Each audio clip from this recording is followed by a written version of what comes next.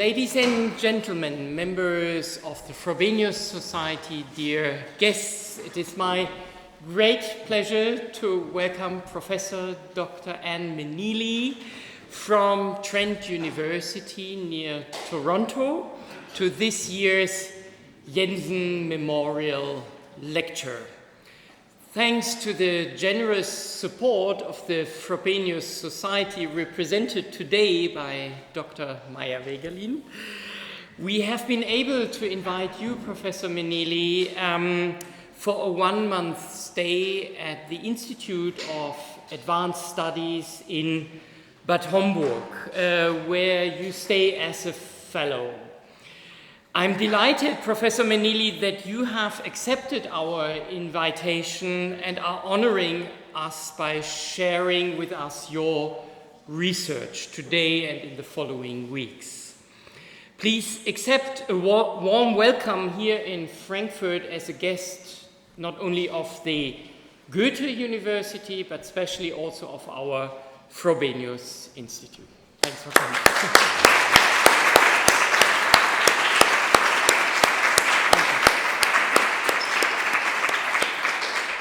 Over the next 4 weeks, Professor Meneley will deliver a total of 4 lectures every Monday, collectively titled How to Do Things with Plants, Easy and Uneasy Collaborations with Plants. As you may have gathered from the announcements, she will be focusing on, that's a nice expression, planty agency in relation to the agency of people who interact with these plants. Today she begins her lecture series with a talk on the topic Greening the City, Plants, Gardens and Imaginaries of the State and its Citizens in Singapore, which will address, among other things, the influence of British colonial power on the local vegetation in Singapore. Before we turn to this topic and listen to your lecture, however, we would like to introduce you to all the guests here, and we are delighted to have Professor Dr. Ketevan Gochiani with us for this purpose. Professor Gochiani is also spending the summer at the Institute of Advanced Studies in Bad Homburg as a fellow of the newly established Loewes Center on Religious Dynamics. Professor Gochiani is professor of anthropology at Ilia State University in Tbilisi in Georgia, and her research focuses in particular on human-environment relations in the Caucasus, especially on rivers, trees, and green activism. For this reason, too, she knows Professor Meneley both personally and professionally, and is therefore, I think, the ideal person to introduce today's speaker. A warm welcome to you too, Katie, here in Frankfurt, and our thanks for taking on the introduction.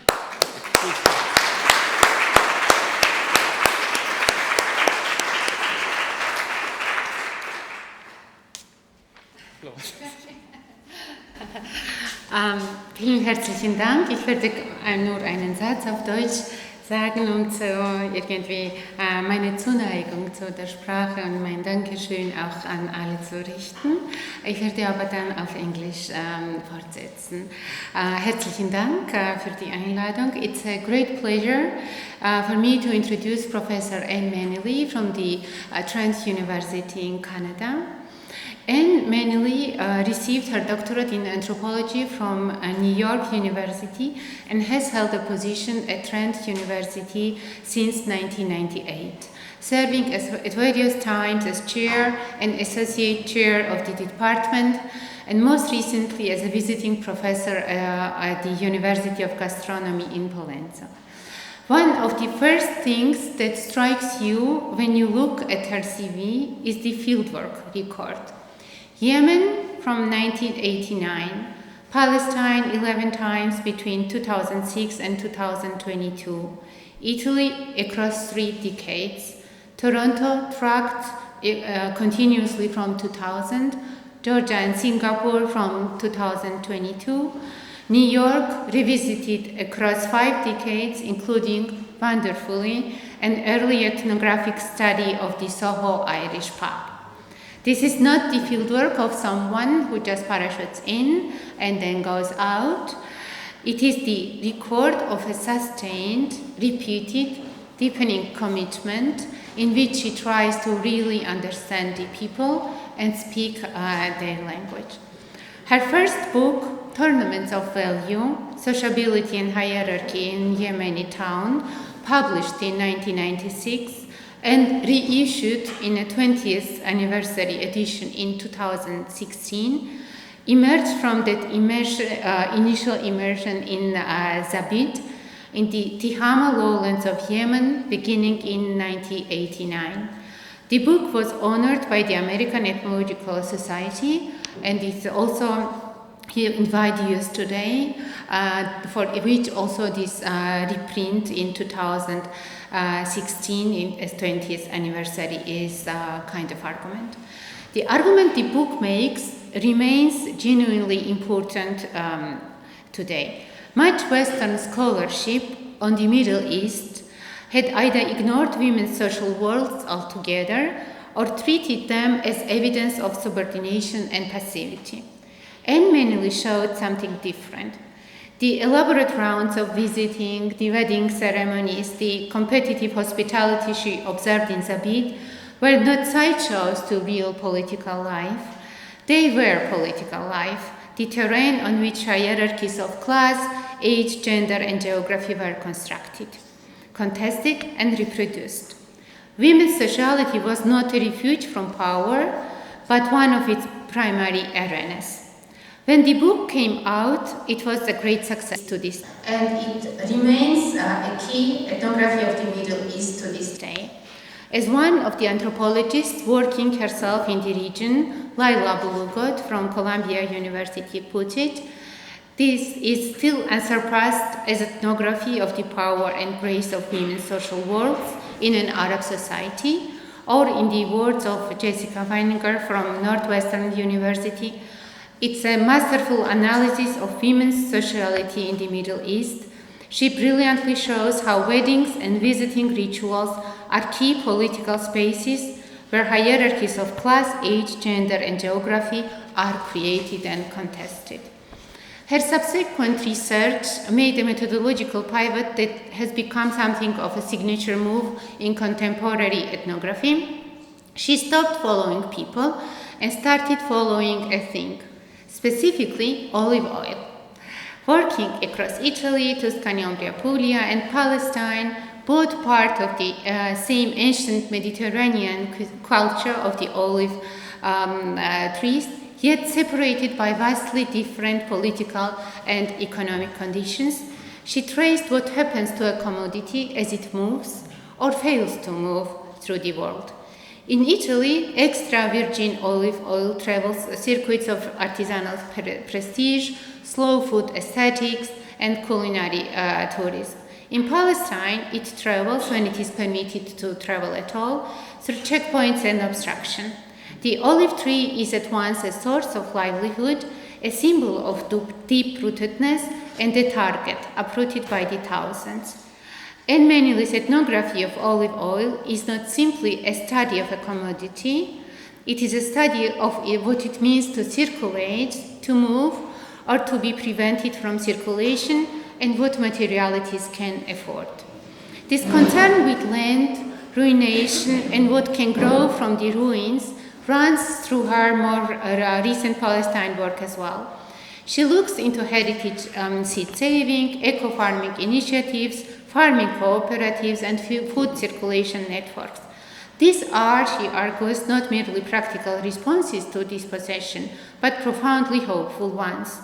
Drawing on Anna Tsink's theorization of ruins as generative, as spaces where new possibilities can take root, and Meneley shows how her interlocutors reclaim a sense of value in themselves and in their futures through the embodied act of planting.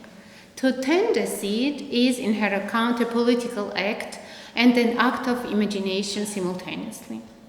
Along with this work, she has made a special place for herself with many writings on the anthropology of food and the anthropology of consumerism, which is a central focus also of her teaching at Trent.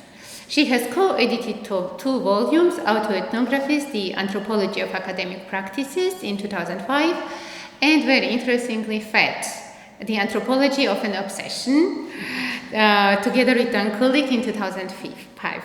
Together with 13 anthropologists, they tried to produce an unconventional examination of food as a concept and as a lifestyle. This volume even has a Korean edition in 2011.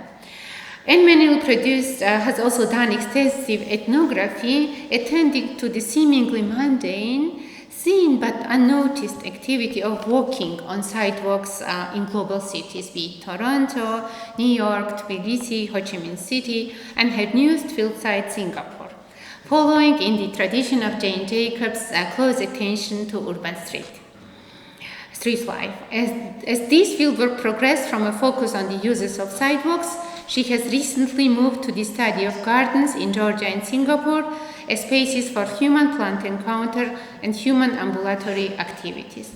And this is a project where we also met, and I had the privilege and the fun days of having work together in the project about gardens otherwise and elsewhere, together also with Paul Manning, with whom she also published a paper examining the Park of Giant Trees on Georgia's Black Sea coast, a private garden created by Bidzina Ivanishvili, one of the country's most powerful oligarchs, who has enormous trees uprooted from the Georgian countryside at vast expense and transplanted for his personal enjoyment.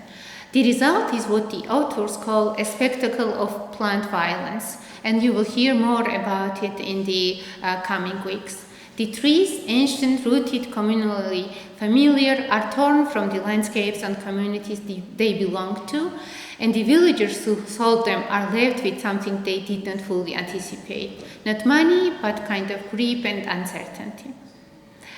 It is a beautifully counterintuitive piece of work by placing a Georgian billionaire's private arboreal fantasy alongside Palestinian seed savers in Singapore gardeners, and Meneley opens up a comparative anthropology of human-plant relations that takes seriously both the intimacy and the politics.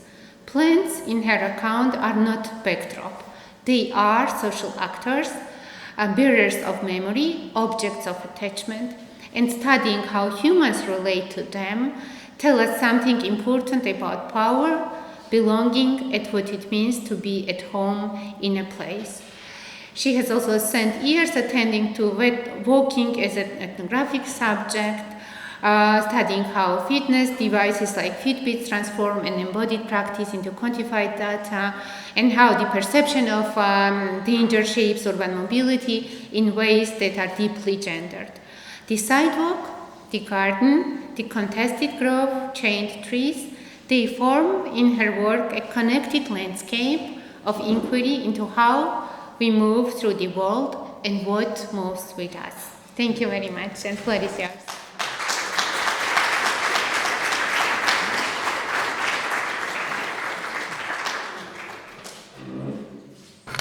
Thanks to Ketty for that lovely introduction, and thank you so much for the invitation and this opportunity to get some stuff written that I've been hoping to write for a long time. Okay, I'm going to dive in. Soon after Singapore achieved independence in 1965, Lee Kuan Yew, Singapore's first prime minister, decided to green Singapore to produce a clean and safe city, one open to business. I thought, what's not to love about writing about the lush greenery that is a part of Singapore's plan to become a green city? This paper traces the complicated history of plants and planting in Singapore from 1819, the origin point of Singapore as a colonial entity, through Singapore's years as an independent state. post-1965. But in order not to greenwash my own paper, I'm going to talk about some of the less salubrious aspects of Singapore's plant history. The initial eradication of indigenous plants, the fact that a plant-based commodity, opium, financed the British colonial state in Singapore, the irony that a green city is also proud of being the site of modern rubber production, and the use of plants like hybrid orchids to represent Singapore's public policy of social engineering in its modern state. All of these topics undermine Singapore's reputation as a boring place. Throughout, I trace the lingering histories and erasures of British colonial history in Singapore's ongoing imaginaries of itself in two public parks, Fort Canning Park and the Singapore Botanic Garden, which received UNESCO recognition in 2015. I begin with Stamford Raffles, credited with discovering, or at least establishing, Singapore as a British outpost in 1819, when the British wanted to counter Dutch dominance in the region. Raffles negotiated with Sultan Hussein, a crown prince of the Johor Lingga Sultanate, to be allowed for yearly payments to establish a trading post on the edge of the Singapore River. It was a strategic location, allowing the British access to the Straits of Singapore and the South China Seas. I was surprised to learn that Raffles had actually only been in Singapore for 8 months, as his name is all over the city, including on the Raffles Hotel, where, in a context romanticizing Singapore's colonial past, tourists still line up to drink a $50 Singapore sling. One of Singapore's notable historians, Timothy Barnard, argues that it wasn't so much what Raffles himself did, but what the British did with him. In the early colonial period, heroes were essential to Victorian Britain. Raffles' opposition to the Dutch, as well as his support of free trade and the establishment of Singapore as a free port, were key reasons in the glorification of his memory as another great man of British colonialism. But it's less clear why Raffles would continue to hold such an exalted state in post-independence Singapore. Despite calls for the removal of a statue of Raffles in the early 1970s, one of Singapore's financial advisors suggested that the statue would signal Singapore as a safe place for trade, something very much in the interest of Lee Kuan Yew's vision of Singapore's future. As Yi Xing Ning, a young Singaporean author and artist, argues, Prime Minister Lee Kuan Yew allowed the Raffles statue to remain in place even after decolonization, so as to assure the investors that the nation harbored no resentment toward the West. Ning, however, suggests that Singaporeans are, quote, absorbing colonial fetishism in the name of nationalism, in their lack of critique of their colonial past. When I began gardening at my home in Toronto in the spring of 2020, because of COVID travel restrictions which prevented me from leaving the country for research, I began to garden. I decided then that I liked plants more than people. And I thought this was a funny quip, especially for an anthropologist, as people are our business. However, I found it less amusing when I realized that the same could easily be said of the early colonists in Singapore. While in our current era, the race for marketable commodities seems to be focused on the underground, oil, cobalt, lithium. In the colonial era, plants and their lucrative potential were at the forefront of colonial agendas. Both Stanford Raffles and William Farquhar were the person who became the first leader of Singapore after Raffles, and who is related to Margaret Trudeau, if any of you are interested in Canadian content gossip. They were both amateur naturalists and fascinated by the fauna they encountered. They established the original Botanic Garden, the Botanical and Experimental Garden, in 1822 on Government Hill in what is now Fort Canning Park. Amitav Ghosh has a lovely quote capturing the European love of flora and fauna of the non-European world, at the same time as they harbored contempt and condescension for the peoples of the regions they conquered, deciding them to be unable to envision the exploitation of their natural resources in ways that Europeans could. Discussing an English colonial official, Sherwill, in India, Ghosh notes, in short, Sherwill was a member of a small but immensely influential class of soldier naturalists for whom science and empire were refractions of one another, requiring the subjugation of nature and the other necessitating the subduing of brutes and savages. My next section is lucrative drug plants. As this is a paper about how to do things with plants, I should mention that one of the historically notable things to do with some plants is to use them to get high.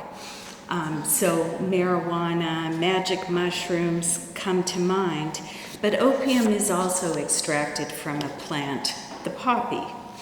However, what interested British colonialists at the time was how to extract taxation money from plants that get people high, like opium, which was a very lucrative plant-based commodity.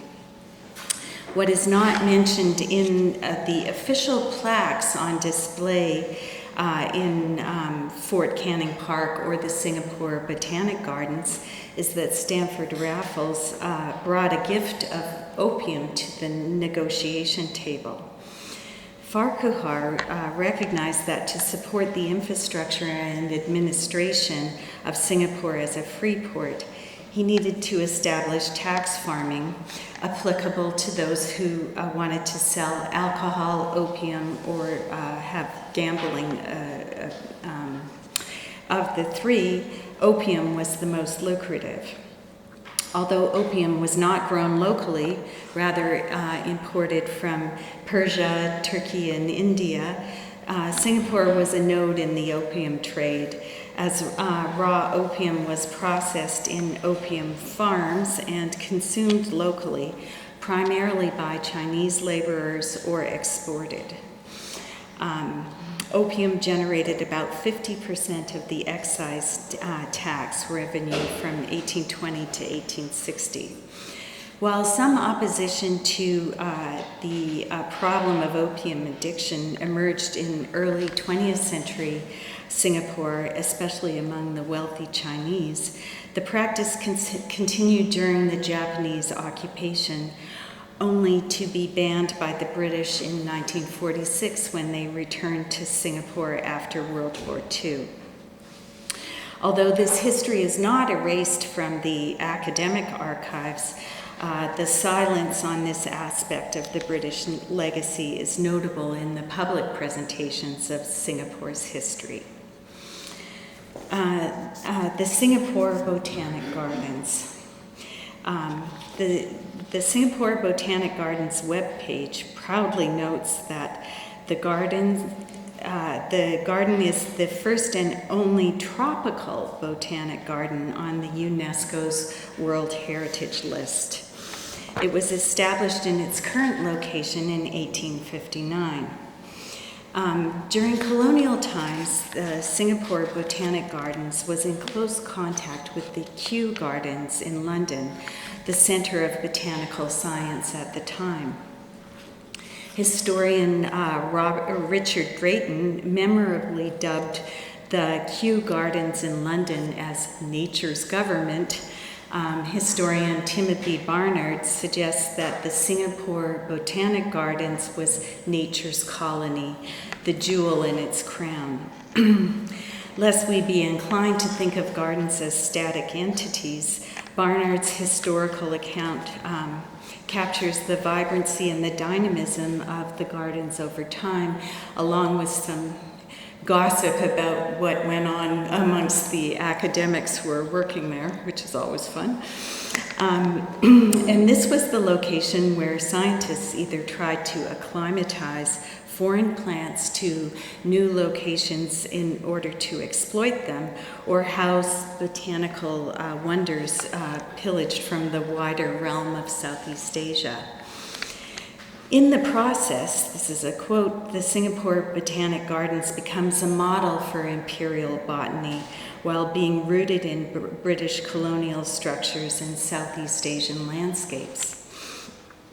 Although Barnard focuses on the European administrators and the botanists, only in passing does one read of those doing the considerable manual labor for the Botanic Gardens to function. One reads of the coolies from China or the prisoners, many from India, who had been sent to Singapore to serve their sentences. This love of discovering and recording the natural world in both scientific and aesthetic ways occurred at the same time as the British were essentially ethnically cleansing Singapore's indigenous plants to make way for plantations.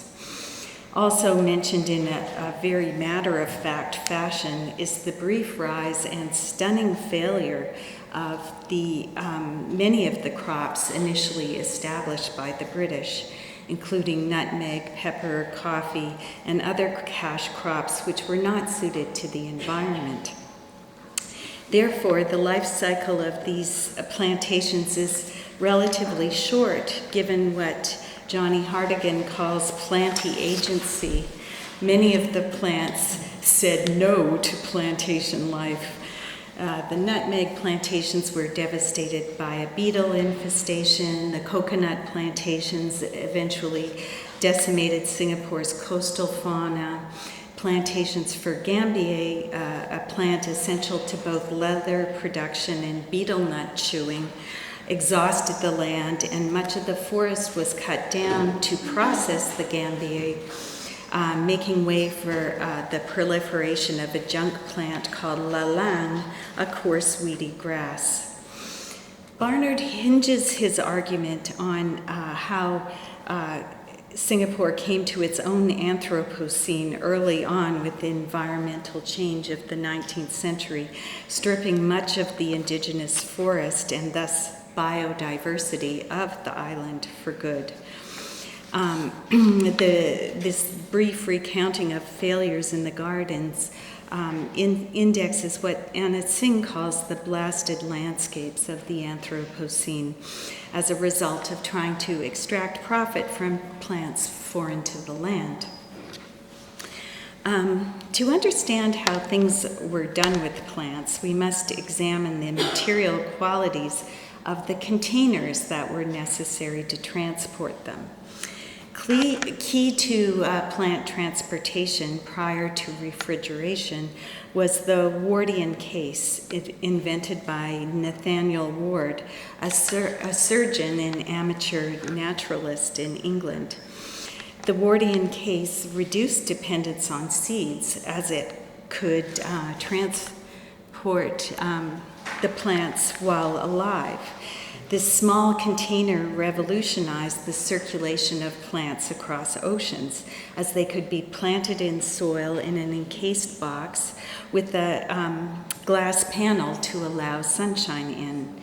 Essentially a portable miniature greenhouse, It also protected the plants from sea spray during the long and unpredictable voyages on the ship decks. These living specimens were essential to the amateur and professional fascination with plants of other places, considerably more popular than the people of the other places. These Wardian cases were essential to what Buell calls the nature trade, bringing the empire home so that the British in England could surround themselves with the faraway plants of the tropics and represent them in books, paintings, libraries, gardens, and hothouses. As Masnak, Elichar, and Tom Bolstorff point out, settler colonialism was always about the settling of plants as well as people. The colonialists discounted local knowledge of plants, deciding that their scientific knowledge was superior, and that, as Keogh argues, botany was not only a great and just cause, it was a way to colonize. Or as Jamaica Kincaid bluntly notes, botanical gardens act as a clearinghouse for all the plants stolen from various parts of the world these people had been, a reminder of the English people, of their love, their need to isolate, name, objectify, possess various parts, people, and things of the world. As Luke Keogh notes, the Wardian case was used by the British to circumvent the Chinese tea monopoly by smuggling tea plants out of China to new plantations in northern India via Hong Kong. He notes that the transfer of plants often co-occurred with the transfer of people, sometimes voluntary, such as the coolies who came from or were recruited from China to find work in Singapore, and sometimes not. He notes that the Wardian cases sat on the ship deck gathering sunlight while men, women, and children were chained below deck. Keogh effectively captures the essence of plant colonialism, where plants are placed above people, but both were evaluated according to how they could maximize colonial reach and capitalist profit. The Wardian case eventually went the way of the opium trade, illegalized. It was criticized because for carrying plants that might become invasive species in another context, but also the soil, the worms, and the insects that came along with these plants. So 70% of insects and pathogens that affected forests in the US between 1860 and 2006 traveled on imported live plants. Now this kind of undocumented, proud pillaging type of plant transfer seems shocking given how highly regulated they are now. For instance, bringing live plants or even fresh fruits into Canada is now banned at the Canadian border.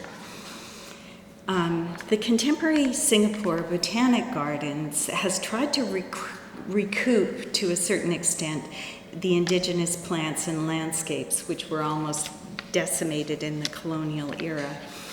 They have preserved a small strip of Singapore's rainforest within the Botanic Gardens, so one can take a 600-meter walk on a wooden boardwalk to observe the sort of 500 species of plants, many of them endangered. So this tiny reserve is symbolically important in reclaiming and preserving. The dense canopy provides a cooling shade, and lianas, Tarzan vines, plentiful ferns, and strangling figs are all memorable rainforest plants. Another recent restoration effort is the Pulai Marsh, a pioneering effort to restore a freshwater swamp forest ecosystem in the garden itself.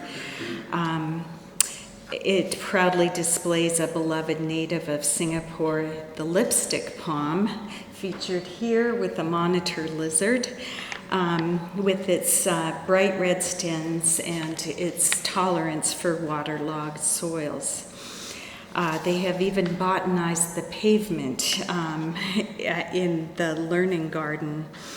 But before this moment in the late 19th century, the scientific study of the Botanic garden focused on another plant that became enormously lucrative, rubber. So, rubber mania. One tends to think of plants nowadays as positive for the environment, but some have a more complicated relationship with the world. One of the plants that eco-friendly Singapore is most proud of is the rubber tree, which is, of course, directly facilitates one of the most concerning environmental pollutants, car traffic. One of the more heartening aspects of this paper was to read how younger Singaporeans reflect on their colonial history. In an article entitled Rubber Tree, A Tale of Two Henrys, Singaporean author Ovidia Yu writes about how Henry Wickham committed an act of biopiracy when he smuggled 70,000 rubber seeds out of Brazil, labeling them as academic specimens, a term used at the time to refer to dead plants, not viable seeds.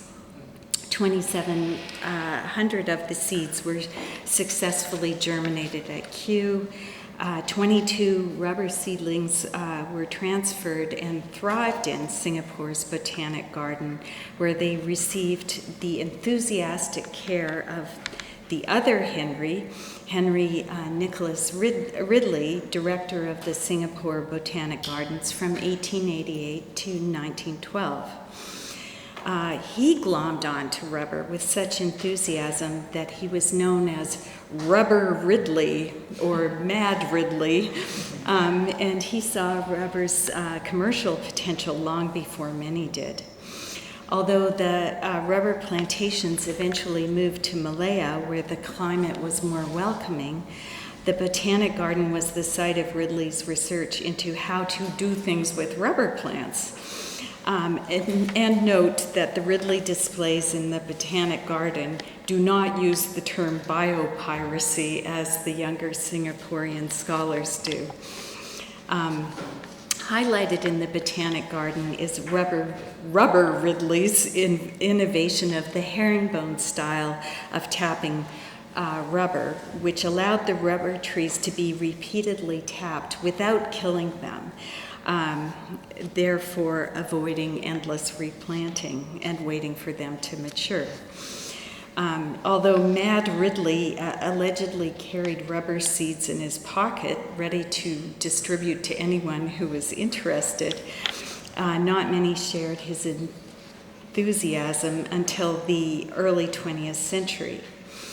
Quote, by 1906, when there was a massive demand for rubber to manufacture motor tires, cycle tires, and rubber to insulate electric wires for lighting, and in 1910, it was rubber boom on all the stock exchanges of the world. The Botanic Gardens remains a site for celebrating historical innovations in rubber production, including adding acetic acid to the latex, allowing it to be pressed and easier to ship. These are touted as unique Singaporean inventions, key to a central transformation in the modern world.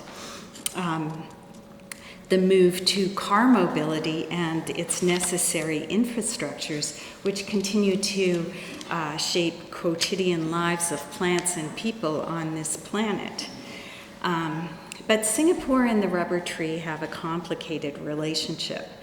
I cannot help but note the irony that Singapore is proud of being the origin site of the modern tire, noting the unique link between planty nature, the rubber tree, and modern mobility technology, the automobile. The irony is that the botanists who loved nature proudly produced rubber, which was to become a very valuable world commodity, one that via the automobile was essential to this transformation of the natural world, often not in a good way. What with the building of roads and the ecological consequences of gas and oil to fuel their cars. But Singapore's role in rubber science, promoted by Ridley, was one of the elements they put forward in this UNESCO World Heritage Site application. This sign, entitled, that's not what I wanted, Tapping Trees for Tires, was proudly placed in Singapore's Botanic Garden, highlighting the rubber's central role in providing tires for the world's newest mobility craze.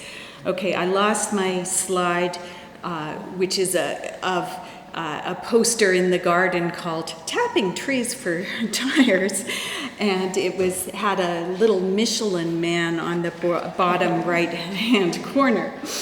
And despite Singapore's role in facilitating this car culture via rubber tires, the contemporary Singapore government is famous for restricting local car use.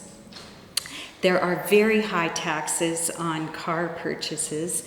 It is very expensive to get and keep a license, and they charge high toll prices for driving during rush hour.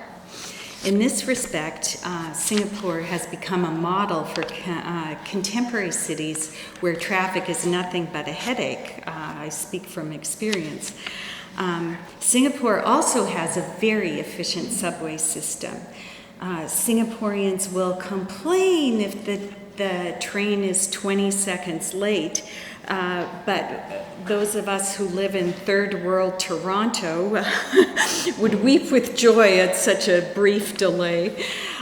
They also have dedicated bus lanes and a government-sponsored program which provides its citizens with a Fitbit type of watch, and they get rewards for doing daily steps. That was, in fact, how I initially got to Singapore, or why I went there. But the plants continue to fascinate me. So Lee Kuan Yew, Singapore's first prime minister, announced that Singapore's goal to become a garden city was not only about lush greenery, but also about cleanliness and absence of litter. I interviewed a senior manager at Singapore Botanic Gardens who noticed that Lee Kuan Yew had been influenced by the English public garden movement during his education at Cambridge University. But the idea of Garden City was mobilized as a key to national identity and future progress. As Jesse O'Neill argues, throughout the British Empire, including Malaya and Singapore, Garden City ideas were embedded in town planning and health reform policies. But Prime Minister Lee's speech in 1967 severed the term from those early colonial uses, as he claimed that the Garden City was inherent to new national aspirations. What started as a global design concept was renovated to become a local instrument that might shape the physical and social landscape and support post-colonial civic development. The plan was presented as a public health measure, but also as a beautification scheme that would put Singapore on the global map as a modern westernized state. This goal of greening the city was closely aligned with cleaning the city. The vision was to make Singapore safe and attractive to foreign tourists and investors. Singapore is one of the 3 city-states in the world. The other 2 are in Europe, Monaco and Vatican City, and it is the only city-state on an island. the newly minted nation-state immediately established a reputation for top-down and master plan approaches to nation building in this city-state that's located on a small island.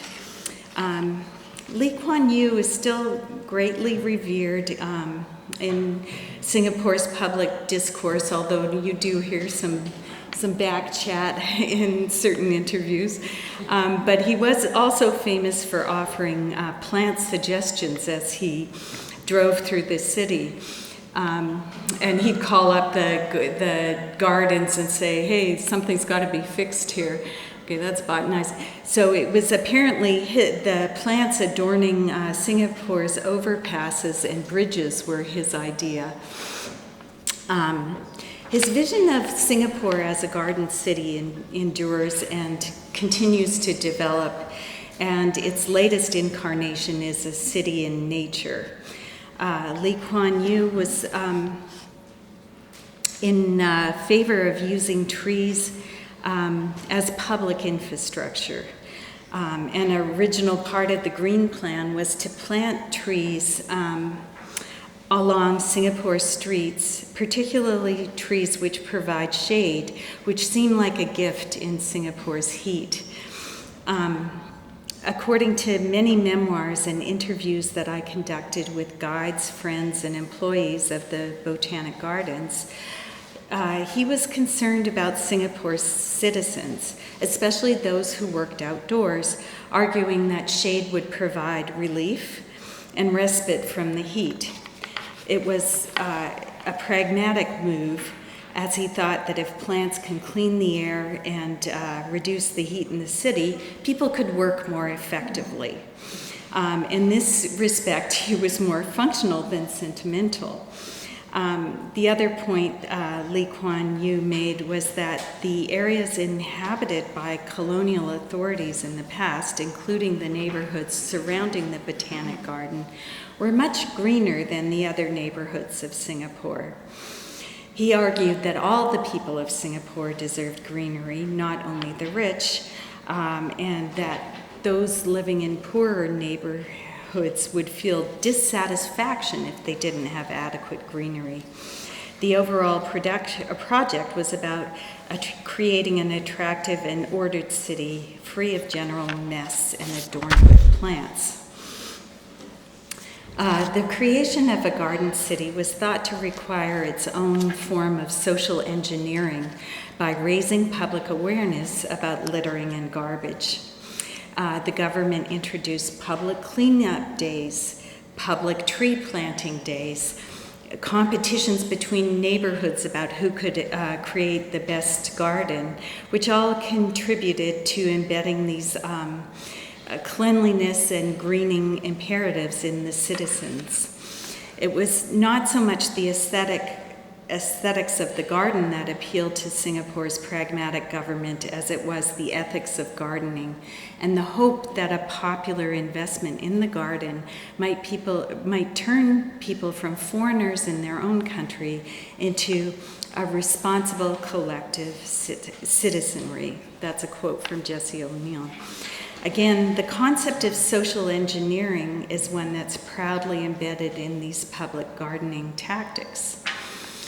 In one of my funnier interviews with an official of the National Parks Board, who noted that the Singapore government will never admit to making mistakes, but they might try to repair them later. Initially, maybe all governments are like that, I don't know, but initially the Lee Kuan Yew government had pragmatically chosen the cheaper option for a key infrastructure decision, situating the Bukit Timah Expressway in the most direct path, even though it split the central catchment nature reserve from the Bukit Timah nature reserve. According to my interlocutor, he later regretted his sacrifice of nature. But in lieu of an apology or an admission of error, The EcoLink at BKE was built in 2013 to connect the two areas. It is a 62-meter green bridge covered with native trees and shrubs, which the wildlife, including pangolins, monitor lizards, and macaques, can traverse, but no humans are allowed. This was also part of the later move from garden city to a city in nature, allowing nature to thrive despite the need for the necessary infrastructures to accommodate movements, homes, and businesses. The other side of greening, the cleaning, was characterized by Lee Kuan Yew not only as a moral imperative, but also as a key part of Singapore's strategy to become a safe place for investment. The cleaning itself was considerable. During a tour of Singapore's oldest district, one of their oldest districts, Chinatown, I heard that in the 1950s, when Singapore was still under British colonial rule, Chinatown ranked as the worst urban slum in the world. A visit to the Chinese Heritage Center, housed in an old shop house, shows exactly how many people were living in these cramped quarters. The Singapore River, the original port in 1819, was another site of considerable work, as it was famous for its distinctive smell. As one walked by it, the malodorous stench was said to even penetrate your clothing. One advisor had just said that the river should be paved over, but instead they chose to try and reclaim it, as the river water was so polluted at that time it could no longer sustain aquatic life. And this was the result of nearly 2 centuries of shipping, dumping sewage and other effluvia, the remains of roving hawker carts, and the refuse from upstream pig and duck farms. The decade-long cleanup lasted from 1977 to 1986. The river is now clean enough to welcome the return of aquatic creatures, including river otters, who have inspired a Facebook group called Otter City, if anyone's interested. And the river water cleanup was also part of facilitating the establishment of Singapore as the only city in Southeast Asia where one can safely drink the tap water. Social engineering plants in the state you want to imagine. In the 1970s, certain neighborhoods were so notorious for drugs and crime that there were notes about how Singapore should be called Sin Galore. And this is something I heard. It's not part of the government official stance by any means. In 1973, Singapore banned the import of all drugs from opium to cannabis, contributing to Singapore's reputation as a strong-armed state. Not that they have taken the war on drugs abroad, like the U.S. has done and continues to do. While the death penalty for drug smuggling has become a defining feature of the modern Singaporean state, its past key hub as an opium hub gets little public attention. The British legacy in establishing Singapore as an opium hub is not connected to Singapore's current drug policy in official discourses, nor did the educated, self-reflective people I asked about it make a direct connection between the two. One of the inheritances that Lee Kuan Yew immediately and publicly dispensed with was the British legacy of segregation. He moved to undo Britain's divide and rule scheme, which divided people into separate neighborhoods depending on their ethnic origin. So Raffles' plan was to have separate neighborhoods in Singapore for the Europeans, the Malays, the Chinese, and the Indians in other areas. Key to Lee Kuan Yew's revisionist plans was the 1966 revamping of the laws of property ownership so that the government could cheaply acquire private land for public use. The Housing and Development Board was responsible for building public housing, which 80% of Singaporeans now live in.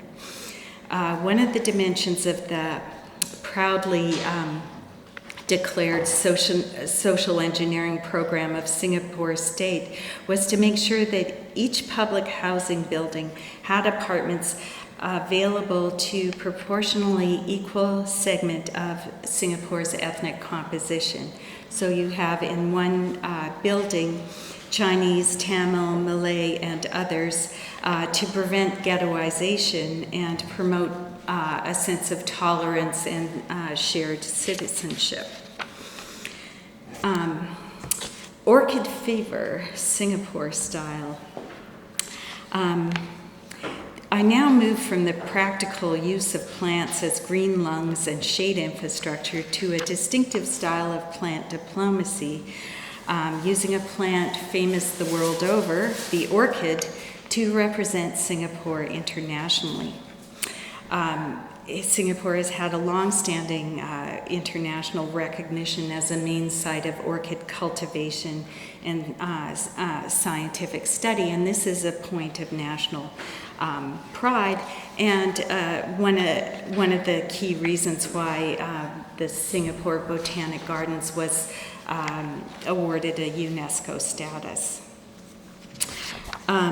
The statement I'm about to read is printed on a postcard I purchased at the National Orchid Gift Shop in the Singapore Botanic Gardens.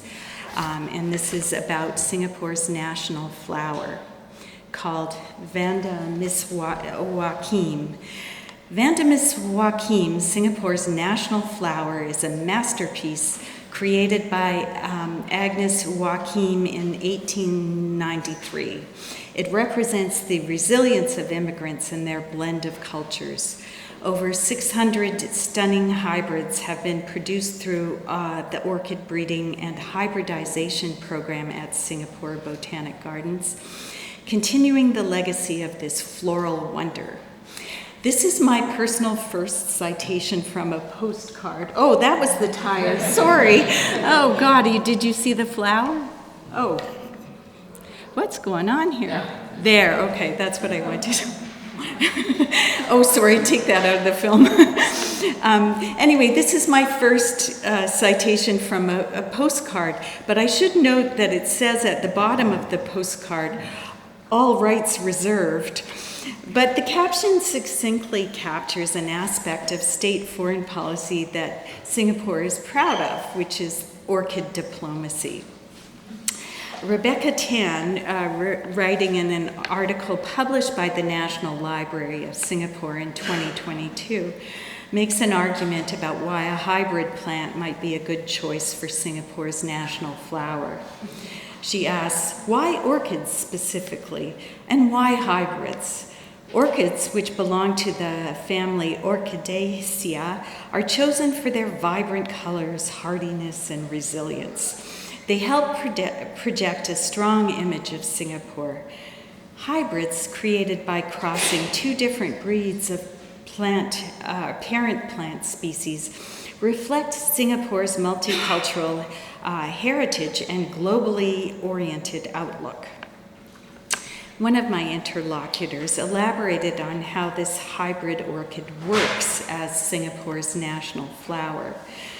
According to her, the Vanda Miss Joachim is a beautiful hybrid, a meeting of two different orchids. Its vibrancy, amalgamation, and resilience embody Singapore. She also joked that Vanda Miss Joachim blooms all the time except on National Day when it decides to take a rest, which drives the national parks people crazy.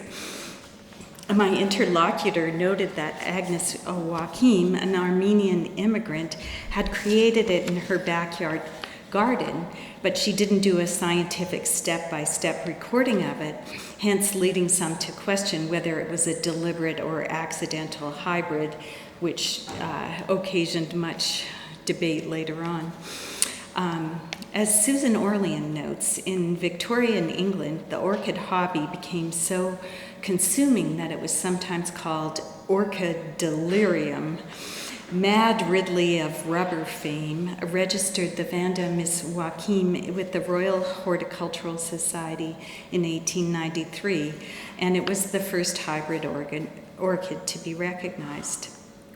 And orchid research and cultivation in Singapore carried on throughout the 20th century with dedication and enthusiasm.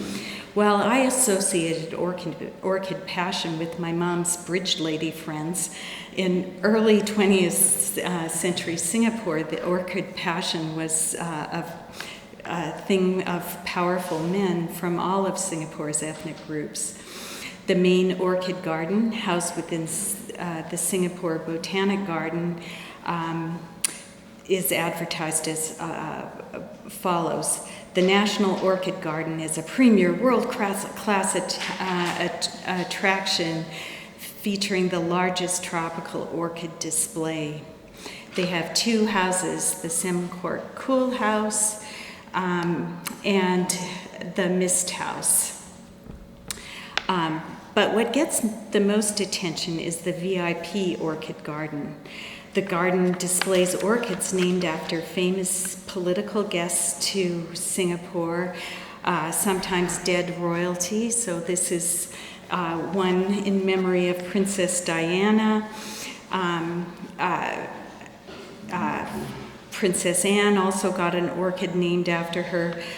Many heads of state have been recognized, from Barack Obama to Margaret Thatcher, but also athletes like Serena Williams, who had an orchid named after her when she won the 2014 World Tennis Competition in Singapore. Elton John and Nelson Mandela also have orchids named after them, but so do corporate sponsors. The oil company Aramco even had an orchid named after it in appreciation of Aramco's partnership with the National Parks Board to support the digitalization of the Singapore herbarium. The orchid business has a long colonial history featuring thievery and profit pillaging. Orchids have also inspired art and literature. While the 19th century fascination with orchids in fiction often gave the plants a murderous agency, many have noted how this orchid obsession was firmly rooted in colonial encounters. The fictional stories often featured accounts of explorers and entrepreneurs being killed while trying to gather scarce and valuable orchids.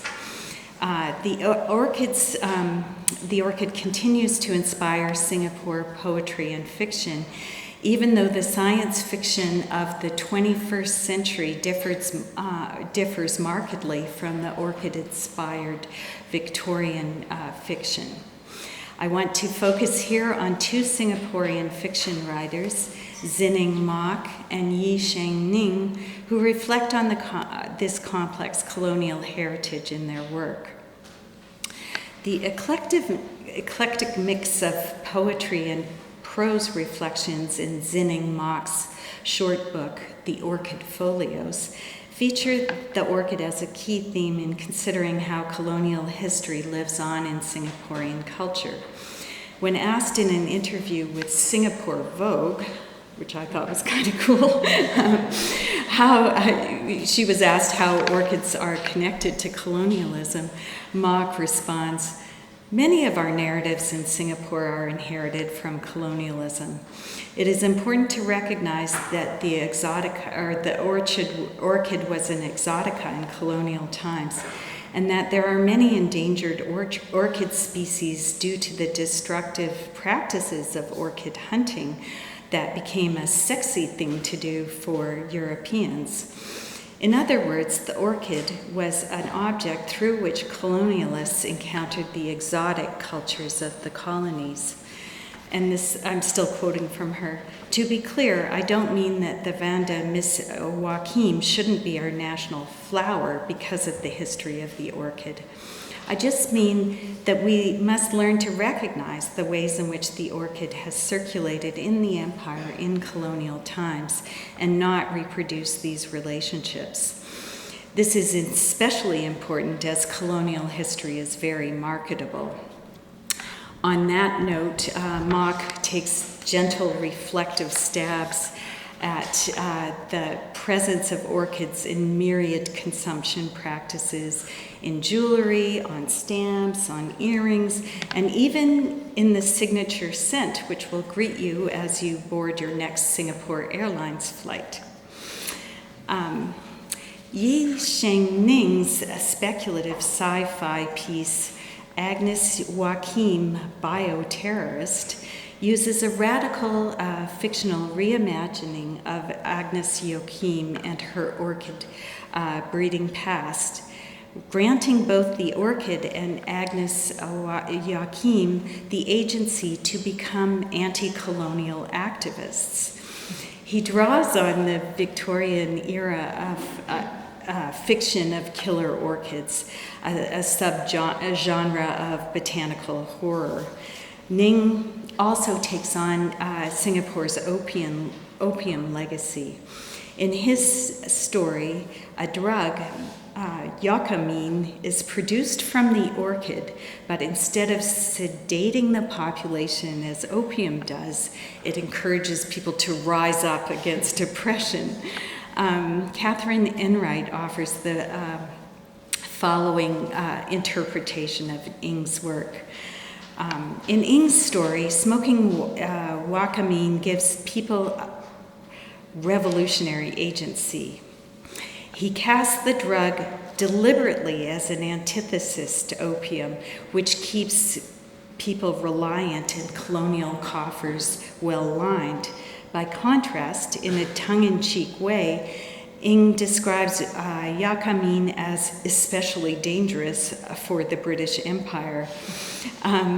The drug is a stimulant that spurs a burgeoning tide of intellect among oppressed peoples around the world, acting as a catalyst for political organization. Ng's characterization of Yocamine turns the Victorian orchid narcotic trope on its head, turning the orchid from a debilitating seductive drug into an emancipatory agent that heightens each smoker's inherent intellect and political potential. Yocamine, the fictional drug made from the orchid in Ng's story, is very much counter to the opium that underpinned the British Empire. And so in his fictional account, the hybrid orchid and its creator, Agnes, become revolutionaries, a story very different from the one told in the Botanic Gardens. All right, on that front, I'm going to conclude. And just briefly, many visitors to Singapore have noted that the current very ordered greenery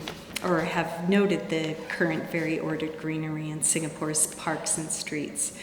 The planting and protection of gardens is now a very top-down endeavor. The hybrid orchid is central to the independent Singapore government's imagining of itself, the face it presents to the world, and its relations with other political leaders around the globe. But if we look closely, we see how younger Singaporeans are reflecting on their colonial plant histories and present realities in particular creative ways, resembling more ruderal plants poking out from cracks in this pavement, resisting and transforming official historical narratives and resisting erasure. In my next paper, I'll talk about the newer and more spectacular gardens, the gardens by the bay, and the more mundane tax initiatives designed to green Singapore. And I will also return to the considerable maintenance labor that the gardens require and focus on who's doing that labor. Thank you very much for your